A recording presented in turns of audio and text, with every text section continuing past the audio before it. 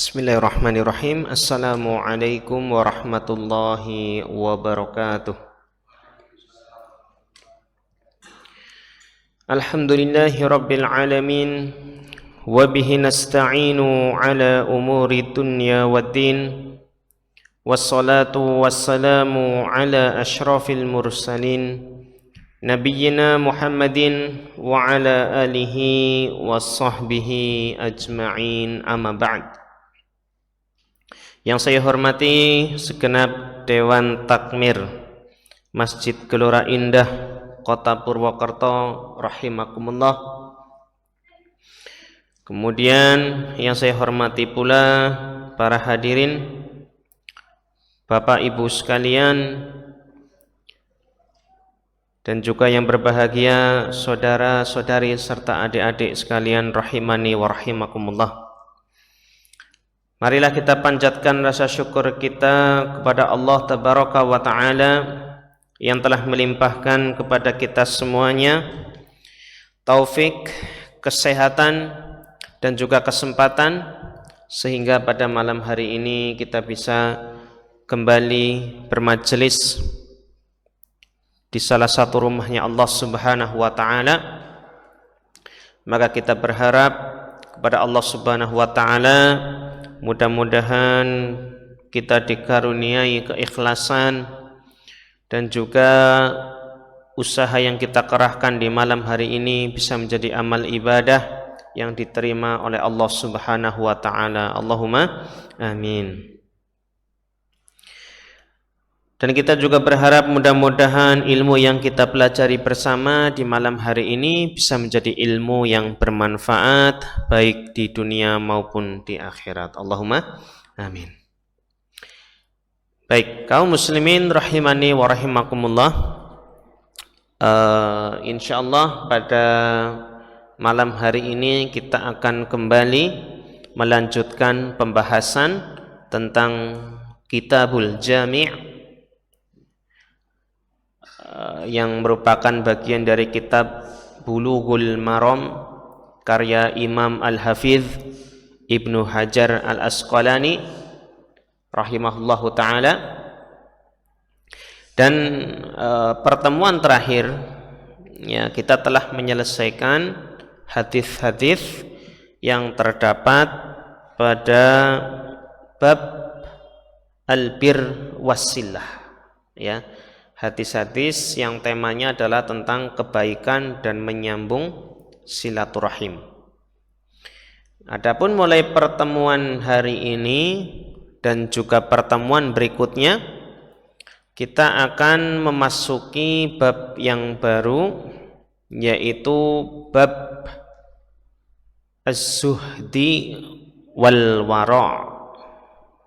Babus zuhdi wal wara'. Ya, bab tentang zuhud dan wara'.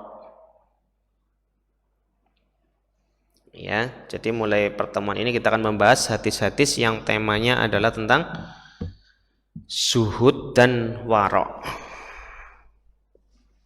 Namun sebelum kita memasuki pembahasan hadis yang ada di bab ini, ya, kita mungkin akan sedikit menyinggung atau membahas tentang zuhud dan wara'. Kaum muslimin rahimani wa rahimakumullah, pernah dengar atau tidak istilah zuhud, istilah wara'? Pernah dengar atau tidak?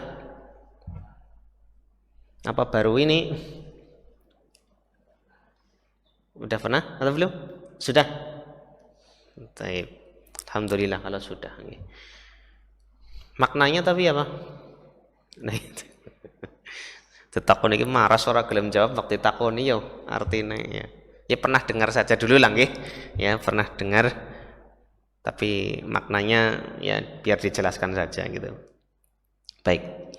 Insyaallah saya yakin panjenengan ini pernahlah mendengar istilah zuhud ya, wara', itu pernah dengar. Lalu apa makna dari kedua sifat atau karakter ini, ya. Jadi zuhud dan wara' itu adalah dua karakter atau akhlak terpuji.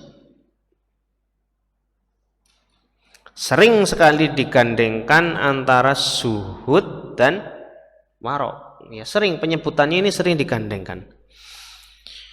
Lalu apa maknanya? Ya, maknanya kita ambil dari penjelasan Syekhul Islam Ibnu Taimiyah rahimahullahu taala, ya, yang dinukilkan oleh Imam Ibnul Qayyim rahimahullahu taala. Beliau mengatakan bahwasanya, ya, Syekhul Islam Ibnu Taimiyah pernah menjelaskan, ya, makna zuhud dan wara' itu apa.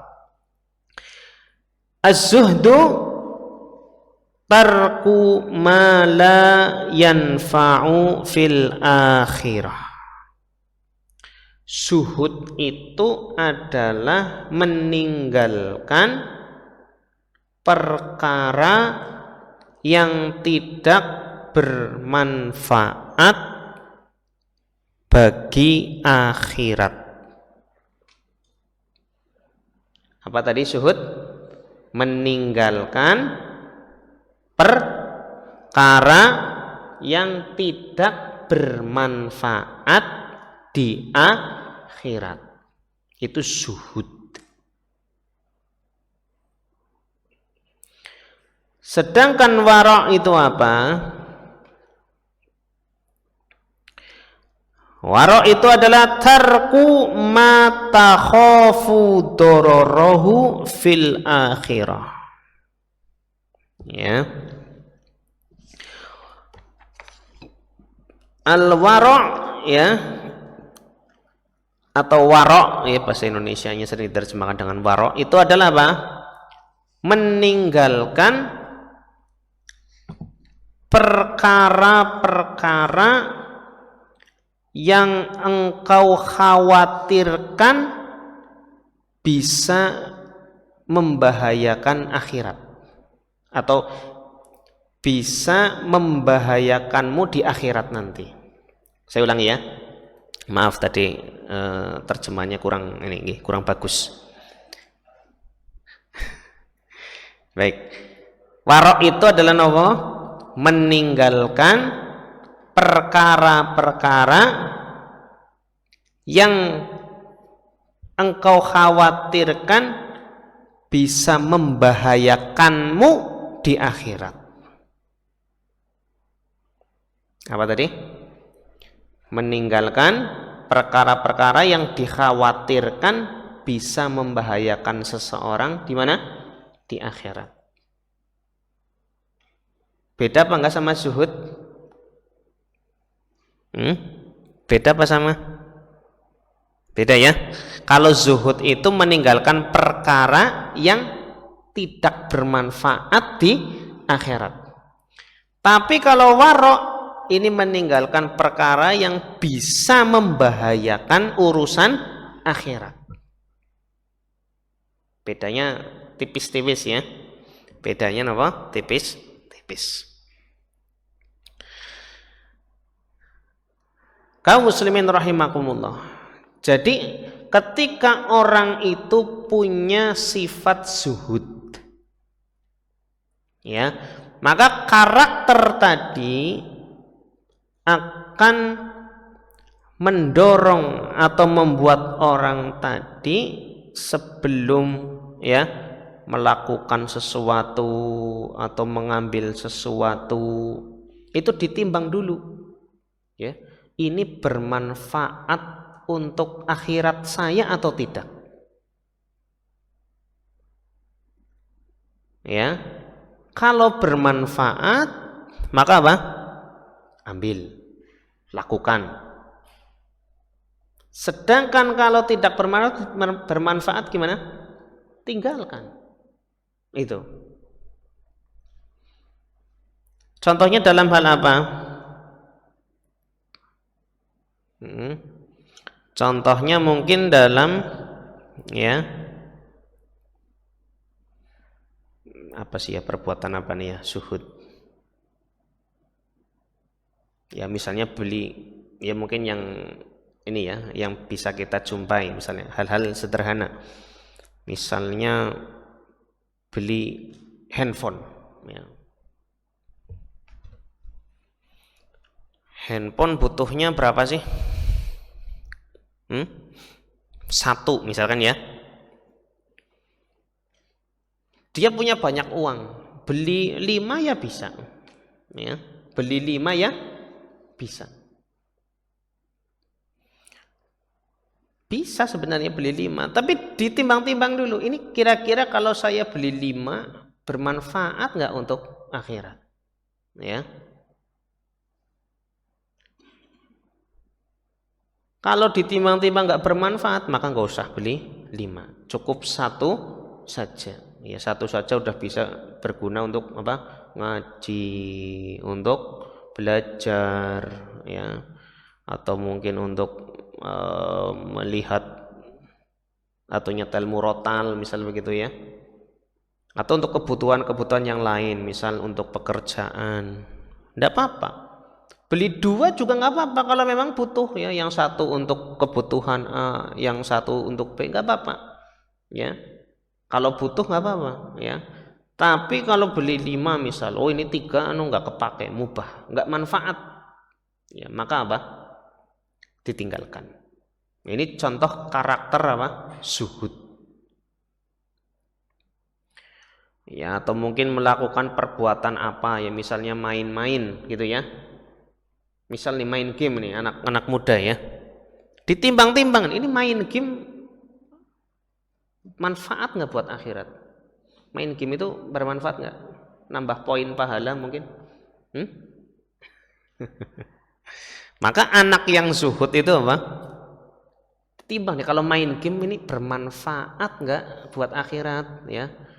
Kalau misalnya dengan main game ini aku dapat pahala, maka lakukan. Tapi kenyataannya ada nggak main game dapat pahala? Ya. Main game nanti dapat uang, hasilnya buat sotakoh, walah, ya, itu kejauhan ya. Biasanya ya buat beli apalagi tuh jenenge, top up ya. Menang ya nanti untuk top up game lagi gitu ya. Jarang yang buat sotakoh, itu nggak ada kayaknya ya.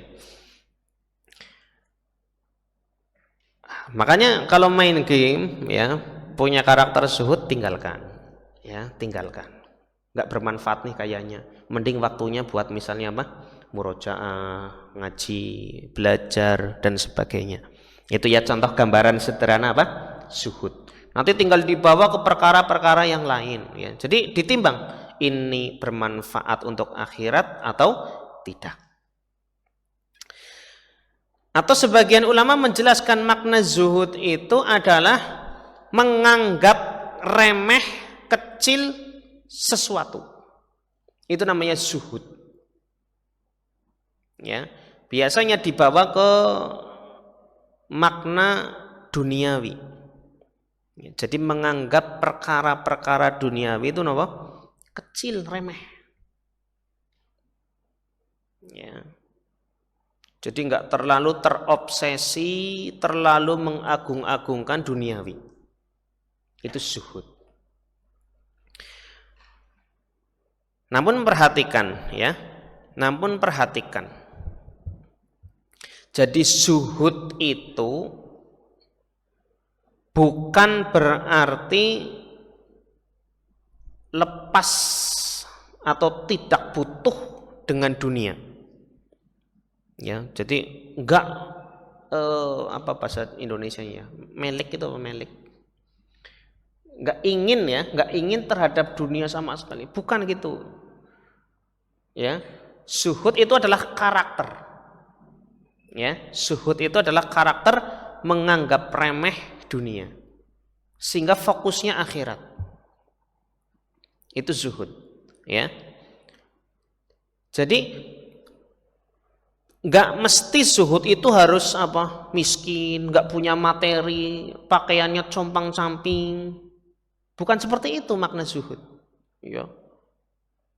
Bajunya lusuh begitu ya. Bukan begitu makna zuhud. Zuhud ini karakter dalam hati. Jadi bisa nggak orang yang banyak duitnya, bajunya bagus begitu ya, bersih, indah, zuhud, bisa nggak? Bisa. Ya, orang yang banyak hartanya, tapi ternyata hartanya itu tidak disimpan di hati, tapi di mana? Hanya di tangan saja. Ya, maka itulah zuhud. Ya, orang yang nggak punya duit bisa nggak zuhud? Bisa. Orang nggak punya duit tapi apa? Pikirannya dunia, dunia, dunia, dunia. Akhiratnya lupa. Ya akhirnya dia bukan orang yang zuhud. Meskipun nggak megang harta misal. Jadi zuhud itu adalah bicaranya masalah hati. Ya bukan penampilan ya, bukan keadaan fisik dan sebagainya. Bisa dipahami ya insyaallah ya. Jadi tadi setidaknya zuhud itu ada dua makna yang dijelaskan oleh para ulama. Yang pertama, meninggalkan perkara-perkara yang tidak bermanfaat untuk akhirat, dan yang kedua menganggap kecil ya, remeh dunia. Ya, hal-hal yang sifatnya duniawi. Baik. Adapun tersisa satu sifat lagi yang belum dijelaskan, yaitu apa? Al-wara'. Ya, atau warok. Warok tadi artinya apa? Meninggalkan perkara yang dikhawatirkan bisa membahayakan di akhirat. Ya, membahayakan orang tersebut di akhirat. Ya, maka orang yang punya sifat warok itu dia hati-hati, ya. Hati-hati di dalam perkara-perkara yang mungkin ya atau jelas-jelas bisa membahayakan dirinya di akhirat. Ya, jadi para ulama menjelaskan warok ini biasanya erat kaitannya dengan apa? Hal-hal yang haram atau hal-hal yang syubhat, yang enggak jelas, belum jelas, maaf. Belum jelas perkaranya ini halal atau haram. Berarti orang yang meninggalkan perkara-perkara haram, ya, misalnya meninggalkan dia nggak mau minum khamr, nggak mau main judi online, ya, ini apa? Warok, ya, karena apa? Khamr, judi online itu membahayakan orangnya di akhirat nggak? Iya, membahayakan pelakunya di akhirat. Ada lagi perkara syubhat. Pernah dengar istilah syubhat? Syubhat itu perkara yang samar-samar, belum jelas. Kia halal apa haram, begitu ya. Maka dia tinggalkan. Ya, karena jangan-jangan nanti ini bisa membahayakan urusanku di akhirat nanti. Jadi dia tinggalkan. Ya. Misal dia dapat misalnya dana begitu ya, uang, ya nggak jelas ini sumbernya dari mana gitu ya, ragu ini halal apa haram, ya, maka langkah yang lebih tepat adalah ditinggalkan, dijauhi. Kalau dia punya sifat warok, ya, jadi warok ini akan menghantarkan seseorang untuk meninggalkan perkara-perkara yang apa? Membahayakan urusannya di akhirat. Seperti itu ya.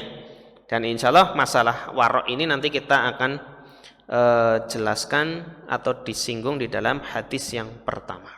Ya. Insya Allah jelas ya sedikit tentang zuhud dan warok. Jelas insya Allah? Jelas. Alhamdulillah. Baik.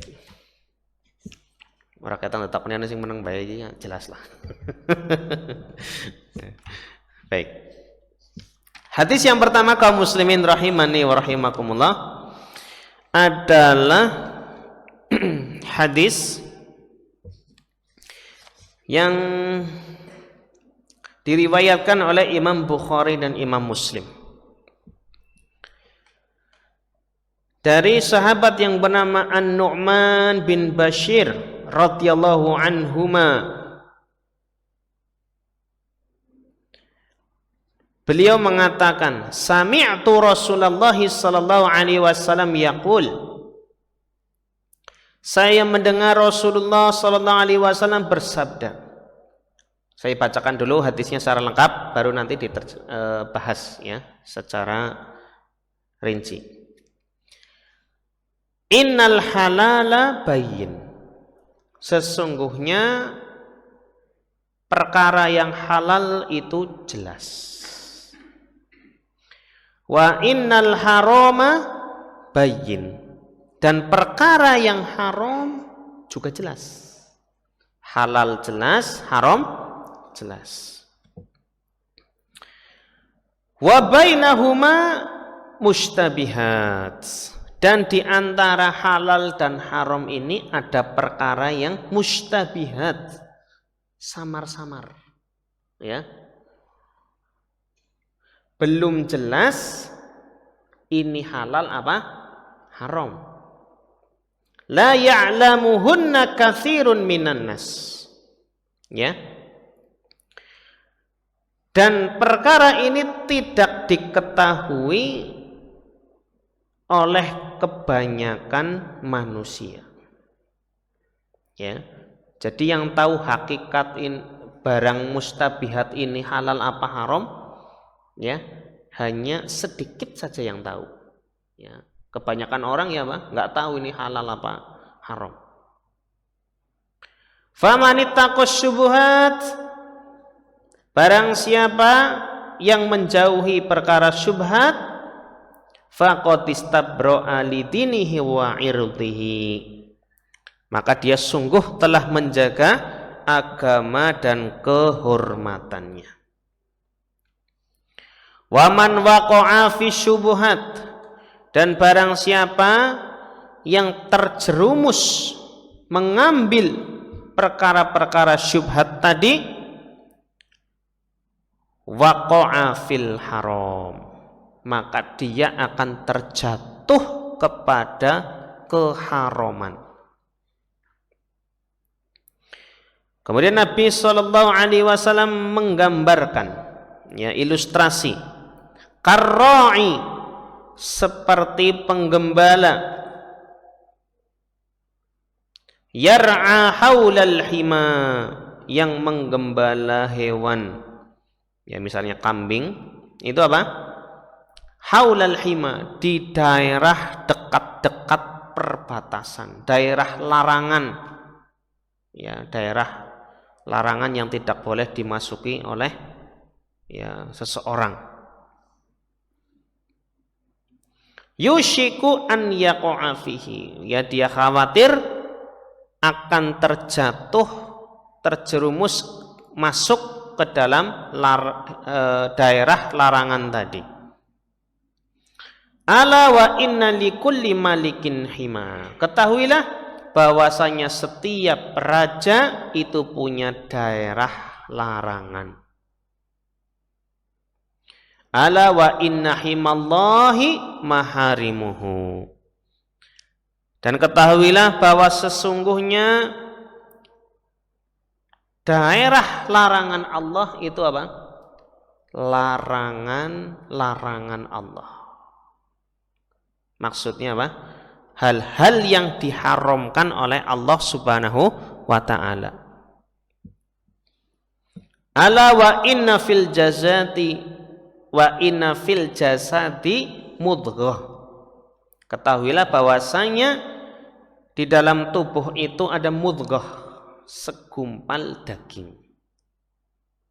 Idza sholahat sholahal jasadu kulluh, jika segumpal daging ini baik, maka baik pula seluruh tubuhnya. Wa idza fasadat, apabila segumpal daging ini rusak, jelek, buruk keadaannya, fasadal jasadu kulluh, maka jasadnya, ya, seluruh jasadnya itu apa? Ikut buruk juga.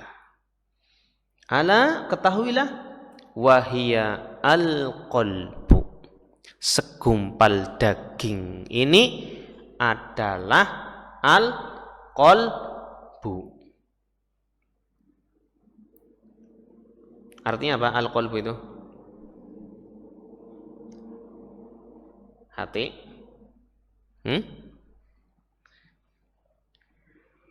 Maknanya ya, yang sebenarnya qalbu itu adalah apa? Jantung, ya, jantung. Meskipun sering diterjemahkan dengan apa? Hati. Ya.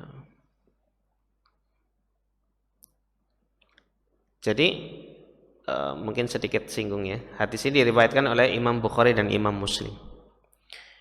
Dan tadi berkaitan dengan hati, ya, ketika di dalam agama kita sering disebut ya di dalam dalil-dalil ya, nas, ayat atau hadis atau penjelasan para ulama disebutkan qalbu, ya maka kita harus pahami meskipun terjemahannya adalah hati, tapi maksudnya itu apa? Jantung ya. Bukan hati liver ya, tapi apa? Jantung. Jadi disinilah tempat kita apa? Berpikir ya, akal kita ada di sini. Membedakan mana baik, mana buruk itu di jantung. Ya. Kerasa apa enggak sih di jantung? Ya. Jadi biarkan saja terjemahannya itu hati ya. Karena sudah kadung familiar di negara kita gitu ya, kolbu ya hati. Tapi kita harus paham bahwasanya objeknya, bendanya apa? Jantung. Ya, karena segumpal daging. Kalau hati itu apa? Segumpal darah. Ya, kalau hati itu apa? Segumpal darah. Jangan dirubah juga nanti nggak enak ya, nggak enak. Pernah dengar lirik obat hati itu 5 perkara? Pernah ya? Obat hati itu 5 perkara nih. Ya sekarang wah sing bener kayak kolbu ke apa? Jantung. Mau diganti lirik obat jantung itu 5 perkara. Kan nggak enak ya? Nggak enak ya. Jadi nggak apa-apa biarkan hati saja, tapi apa? Kita paham bahwasanya aslinya adalah jantung.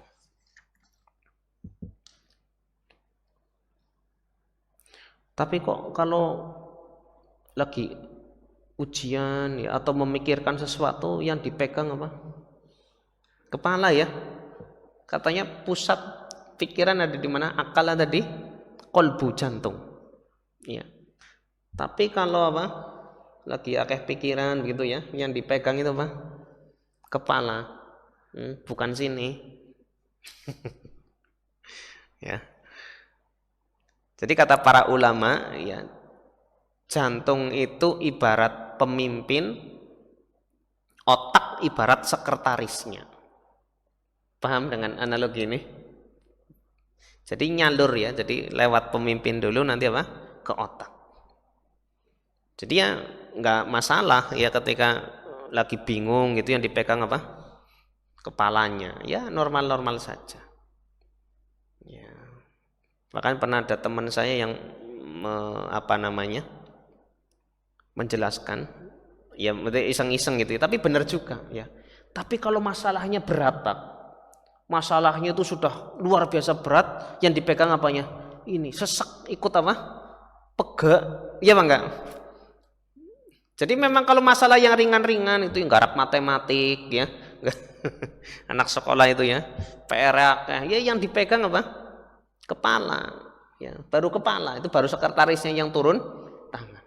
Tapi kalau udah masalah yang berat ya, misalnya seorang bapak ya, biasanya masalahnya ada yang berat kadang ya, yang dipegang apanya? Sininya ya, aduh pegah banget gitu ya. Ini ya mungkin ini salah satu apa? Indikasi bahwasanya pusatnya ada di sini ya. Jadi kalau sudah masalahnya sangat berat, akhirnya apa? Pemimpinnya yang turun tangan gitu ya. Ya mudah-mudahan panjenengan ya nggak pernah mengalami masalah yang berat sekali ya, mudah-mudahan. Allahumma amin. Baik. Baik, kita masih ada waktu ya. Kita akan jelaskan jadi nggak terlalu rinci banget berarti. Hadis yang akan kita bahas tadi hadisnya An-Nu'man bin Bashir radhiyallahu taala anhuma ya. Di awal Nabi SAW menjelaskan innal halala bayyin. Sesungguhnya ya perkara yang halal itu jelas. Iya apa enggak? Banyak perkara yang jelas halalnya, jelas kehalalannya itu apa? Banyak. Banyak apa sedikit? Banyak. Contoh?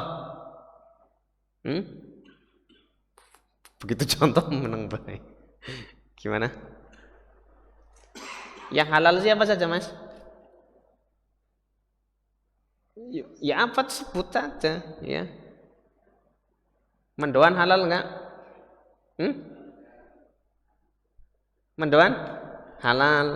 Nasi halal, ya. Apalagi? Mie ayam. Mie ayam, ya. Nasi rendang halal, ya. Nasi rendang tergantung nih ya, nasi rendang tergantung ya. Rendangnya isi daging yang haram ya haram ya. Roti, madu, susu ya. Terus apa lagi? Pakaian ya. Kemudian apa? Jual beli. Itu banyak sekali yang disebutkan apa? Kehalalannya itu jelas. Setuju ya? Banyak perkara yang halal itu apa? Banyak dan jelas. Ya. Kemudian Nabi SAW juga melanjutkan wa innal harama bayyin. Ya. Begitu pula perkara yang haram juga apa? Jelas. Contohnya apa yang haram itu? Daging babi. Terus daging anjing, khomer,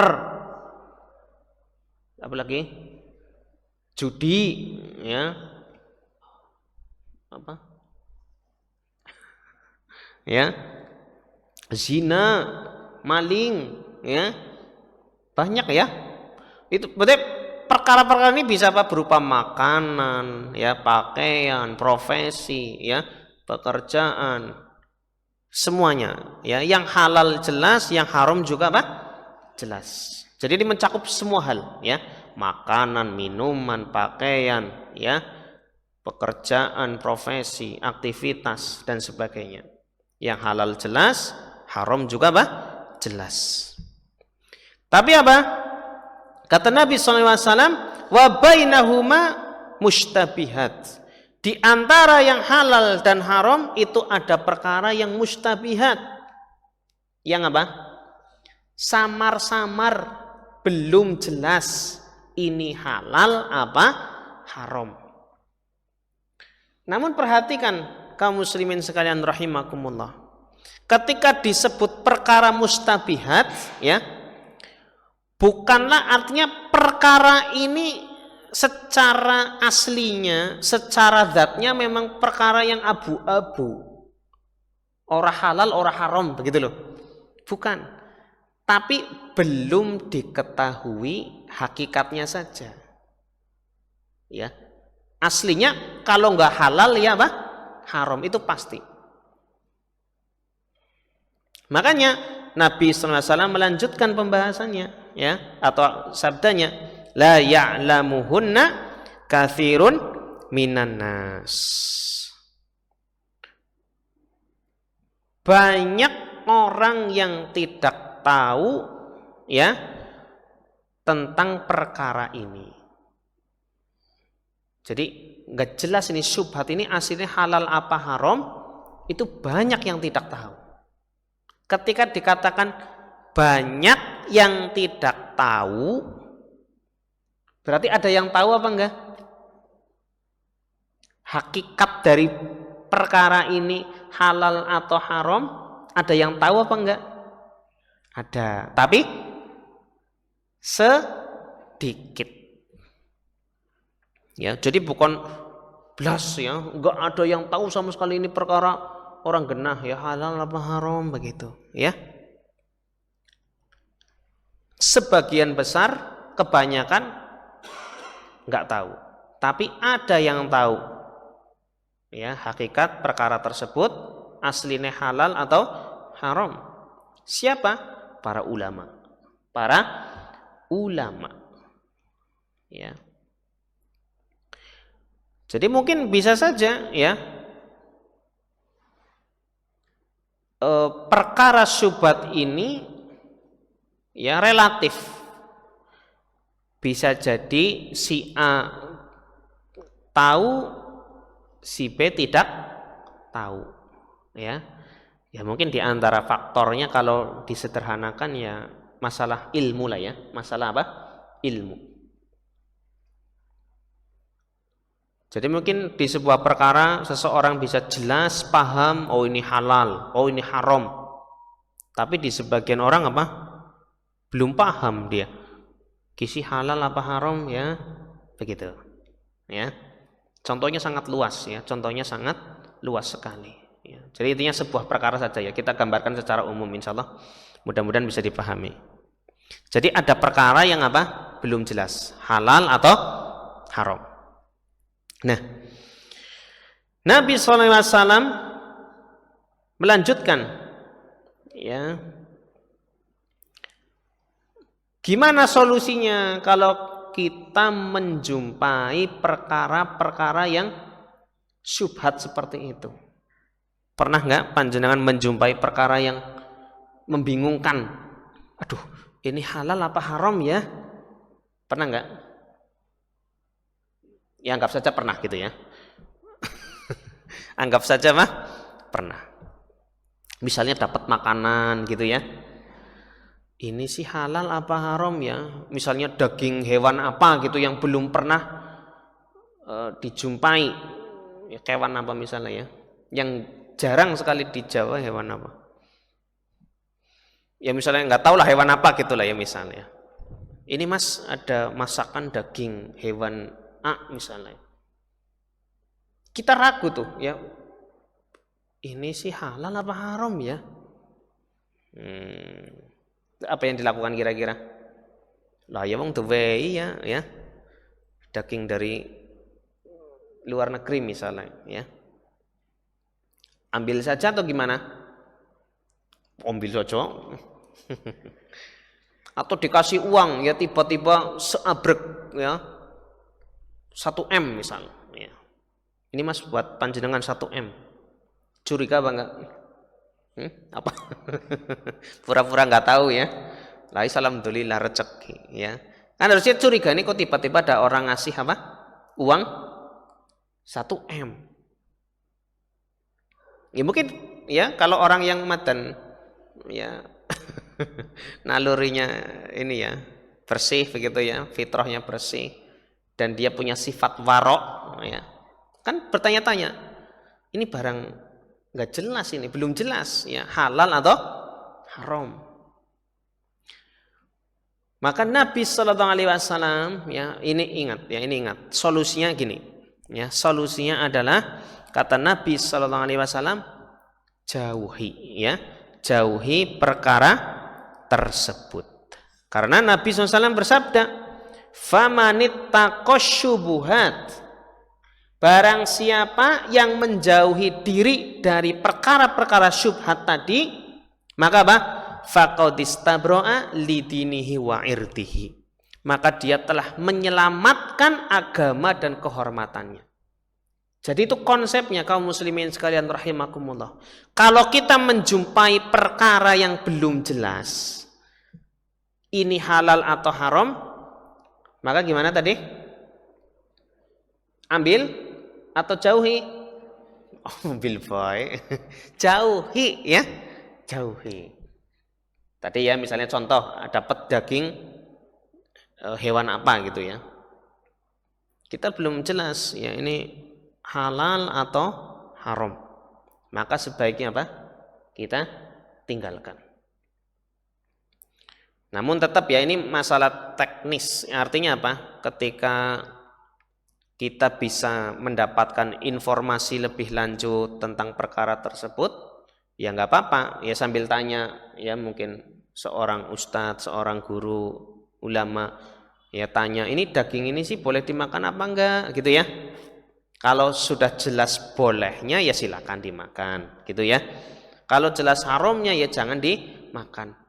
Tapi tadi keadaan ketika masih samar-samar hukumnya, ya kita belum jelas ini perkara apa, halal atau haram, maka sikap kita adalah apa? Jauhi. Ya, jelas insya Allah. Karena apa?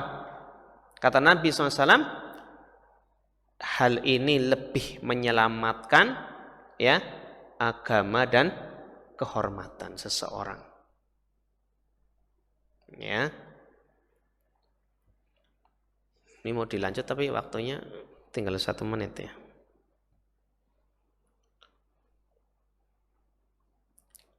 Baik, mungkin kita sedikit lanjutkan ya. Sedikit kita lanjutkan. Dan Nabi SAW mengingatkan kepada kita, waman waqa'a fis syubuhat waqa'a fil haram. Perhatikan. Dan barang siapa yang terjerumus sengaja mengambil perkara syubhat tadi, maka dia terjatuh kepada keharaman. Barang siapa mengambil perkara syubhat, maka dia disebut atau dianggap mengambil perkara yang haram. Perhatikan. Padahal perkara syubhat tadi kan bisa jadi halal, bisa jadi haram kan ya. Tapi kok kenapa Nabi SAW langsung mengatakan bahwasanya siapa yang mengambil perkara syubhat pasti terjerumus kepada keharaman. Gimana nih kira-kira? Setidaknya ada 2 alasan. Setidaknya ada 2 alasan. Yang pertama, karena kebanyakan biasanya perkara-perkara yang syubhat begitu ya aslinya haram biasanya, ya kebanyakan seperti itu.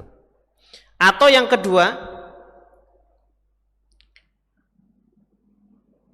kalau seseorang itu biasa mengambil perkara-perkara syubhat, ini dikhawatirkan dia akan bermudah-mudahan kepada perkara yang haram. Bisa dipahami nggak ucapan saya tadi?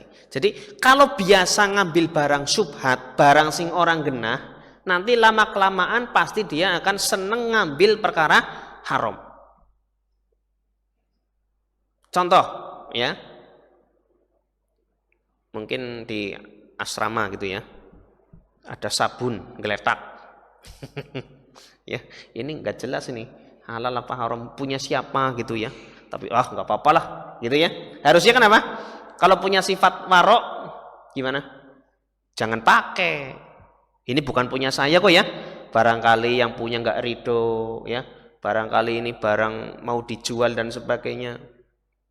Tapi ini orang seneng sekali apa? Ngambil perkara syubhat tadi. Dipakai sedikit mandi. Besoknya lagi apa? Dipakai lagi. Sering gitu ya, bermudah-mudahan dalam perkara syubhat. Nanti lama-kelamaan apa? Bersabun geledak, cukup sisan. Nyolong sekalian malah. Bisa dipahami? Tergambar enggak? Ya. Atau dalam masalah uang ya, misalnya pegawai begitu ya. Sering dapat dana syubhat ya, belum jelas ini dana dari mana, halal atau haram, tapi lah ya nggak apa-apa lah, rezeki ini gitu ya, diambil. Besok ada kayak gitu lagi apa? Diambil. Lama kelamaan pasti dia akan bermudah-mudahan dalam perkara yang haram. Ya, nanti makanya ada apa? Korupsi lah, ya, nyepiti uang lah, ya, nyepiti, ya, ngambil apa? Uang, mencuri lah. Itu gara-gara apa? kebiasaan mengambil atau bermudah-mudahan dalam perkara syubhat yang belum jelas. Terbayang ya? Jadi karena kebiasaan yang ngambil perkara nggak jelas, akhirnya apa? Kebiasaan juga jadinya mengambil perkara yang haram atau terjerumus ke perkara yang haram. Mungkin ini dulu ya, nanti insya Allah lanjutannya kita bahas di pertemuan berikutnya biidznillah ta'ala. Jadi intinya hadis ini sampai pembahasan yang kita sampai tadi ya, yaitu apa? Anjuran untuk bersikap warok ya, hati-hati, waspada terhadap apa? Perkara-perkara syubhat. Insya Allah kalau orang itu menjaga diri dari perkara syubhat yang nggak jelas aja nggak diambil, yang belum jelas aja tidak diambil, yang haram dijauhi nggak? Pasti dijauhi, ya. Tapi tadi kebalikannya, kalau masalah syubhat itu apa? Sering bermudah-mudahan, pasti nanti akan kebawa, ya dia akan bermudah-mudahan pula dalam hal-hal yang haram. Baik, demikian mudah-mudahan apa yang disampaikan ini bisa dipahami. Mohon maaf atas segala kekurangan dan kesalahan. Marilah kita tutup pengajian malam ini dengan doa kafaratil majlis. Subhanakallahumma wa bihamdika asyhadu alla ilaha illa anta astaghfiruka wa atubu ilaik. Wassalamualaikum warahmatullahi wabarakatuh.